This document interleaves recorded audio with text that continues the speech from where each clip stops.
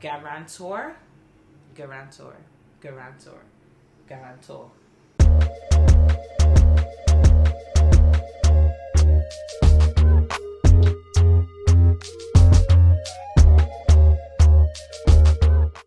Happy New Year, everyone. Welcome back to Assimilate. If you haven't already subscribed, subscribe now. So today I'm basically just going to be talking about how I got my first off-campus apartment, why, give you guys a room tour, and then tell you guys some tips for getting your first off-campus apartment, or I guess like your first real apartment. I'm pretty sure this is like kind of the standard procedure in the United States. I'm not sure about other places, so yes, so let's start. So obviously COVID started in March and it's still going on. I never really thought I was gonna live off campus, to be very honest. I always thought I was gonna stay on campus just because I always believed it was safer than staying off campus. Like there's just so many things you don't have to worry about, you don't have to think about if you're staying on campus. But then when Penn was like, yeah, like don't worry about it, like, you know, it's gonna be safe, I was thinking, how is it gonna be safe if everyone's back on campus? Like it's not. And then, you know, they were going on about how we have to comply with like testing this, testing that, and like, and I just knew that COVID test was gonna be painful. So I feel like, you know, just testing me randomly was just not it for me. So I decided to get my own off-campus apartment with two of my best friends, Ruthie and Charlene. And then we stumbled upon this place and the rent wasn't that bad. It was completely unfurnished, but like recently renovated. We just kind of needed to get somewhere quickly because so many different people obviously scrambling to get off-campus housing. So yeah, so that's kind of the backstory as to why I got my first off-campus apartment, even though I didn't think I was ever gonna get one. And so now I'm gonna give you the room tour.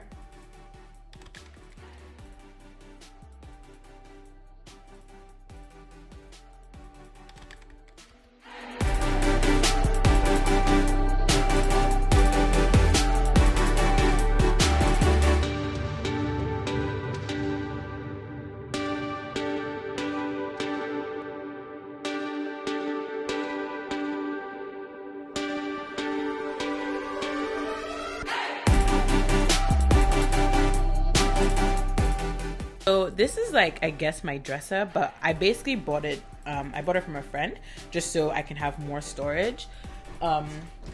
So here's my closet and it's actually relatively tiny. It's very, very small. So I just thought I needed more space, more storage. So, you know, little things like my perfume, I just kind of added it there. I got these cute little faux succulent plants from Amazon and the link is in the description. Got my cute elephant from Marshall's. I got some really cute posters from Society 6 and then more posters. And then my bed. So I got my bedding from, I think I ended up getting it from Macy's, and it's really nice and reversible.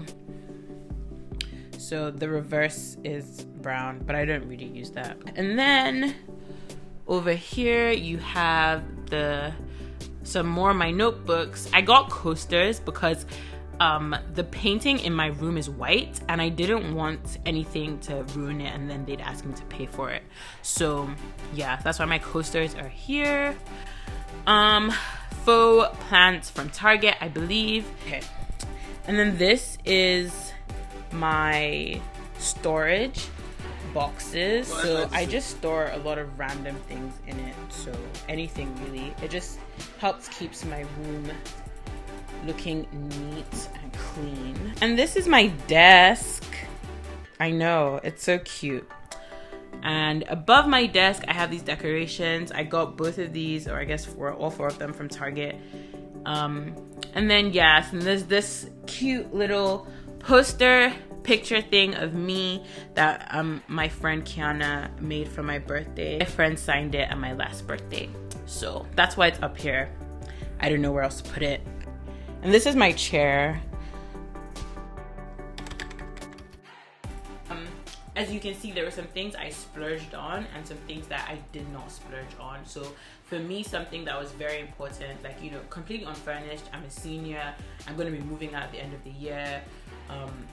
And so something that was still important for me to get and like to spend money on was my bed, just because like it's my bed. I need it to be comfortable, but also I can take my bed with me wherever I go. Like I can ship it, so I feel like that's something I think personally, that if you're gonna invest in anything, you should invest in a good bed.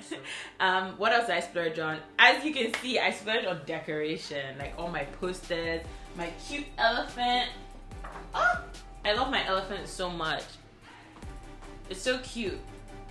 Anyway, so I splurged on decoration because COVID, like if I'm going to be indoors all the time, or like whenever I'm in my room, I want to be comfortable. I want to kind of feel like it's my bubble, I'm safe here. I was lucky my dad bought me a TV. So that was kind of fun. Thanks, Dad.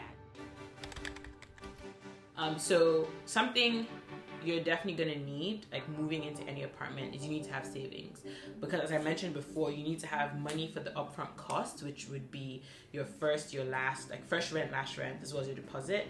But then you also need savings for like furnishing and like different things like that. And you want to make sure after you've paid first, last, deposit, after you've paid after you've bought the things you need, you want to make sure like you're still going to be in a good financial position to like feed yourself, pay utilities, and all of those types of things. So definitely tip one, just have savings. Talking about other things you're going to have to spend money on, you're going to have to spend money on obviously your utilities if it's not included. So that's like water, electricity, insurance, and if you have a pet. So next thing that was very important for me was the location of the place. So I'm not just talking about safety. I'm a big foodie, so I want to be kind of next to food, but most importantly, I want to be next to school, because at the time when we signed the lease, we weren't sure if we were going to go back on campus for spring semester. So, you want somewhere that's not too far from school, especially like, I'm going to be realistic with college students. Like, okay, obviously not now, we're not going partying or anything because of COVID, but like, let's say, this wasn't COVID, you were going out for parties, you don't want somewhere that's too far away from campus, just in case you're out late, you want to come back home. You have to think about your safety. You also want to think about somewhere that's close to transportation. So whether that's the subway, SEPTA, the bus, whatever it is. Obviously we have Uber, but just thinking about the location and all of that, very, very important. Next tip, if you can, do a tour. So obviously now we might have to do virtual tours because of COVID, but I would still say if you can go and visit the place, just because you want to know what it actually looks like. You want to inspect the walls, you want to see, is there any infestation? If you can, talk to some people who already live there and ask them for their opinion. When you look at the floor plan, they'll tell you like this space is 12 feet by 10 feet. Maybe if you're someone who works in that often, you kind of have an idea of what that means. I knew my room was going to be whatever by whatever. I already knew I wanted my bed to be in one place and then my desk to be kind of next to it. So for me, it was important for me to look at the width of my bed and the width of the table to see if it will actually fit. If you can, start to build your credit score. I'd say once you get into college, if you can, try and get a credit card. Do not spend it willy-nilly. Do not do that. Sometimes you're gonna need someone to co-sign your lease with you. If possible, try and make sure, if you're living with other people, try and make sure that everyone has their own guarantor. So what that person does is, let's say I cannot pay my lease, I cannot pay my rent this month, then it's my aunt's responsibility to make sure I get the money somehow to pay. Yeah. Another tip, when you're paying rent, especially if it's online, if you're using like an app or something, always go for e-check rather than like from your debit. So I think if you use your debit card, I think they charge you maybe 3% of the rent. I think it's 3% of the rent, but that's kind of high. So like, let's say your rent is $900, you'll be paying like $27 on top of that, just cause. And you don't need to do that. Next tip is to read the lease. Read the lease very, very well. Know what you can do, what you cannot do. Know like the guest policy. And then also know your do's and don'ts. Like, are you allowed to hang paintings up? Are you allowed to like install whatever it is you want to install? You don't have to get everything all at once. If you have the money, you have the means to do that, go ahead. But if you don't, you can like do it in different batches. Another thing is, before you move, try and sort through your clothes and just sort through everything. If you're not going to use it, be very realistic. You might as well like not bring it into your new apartment. That will save you a lot of time when you're like arranging everything.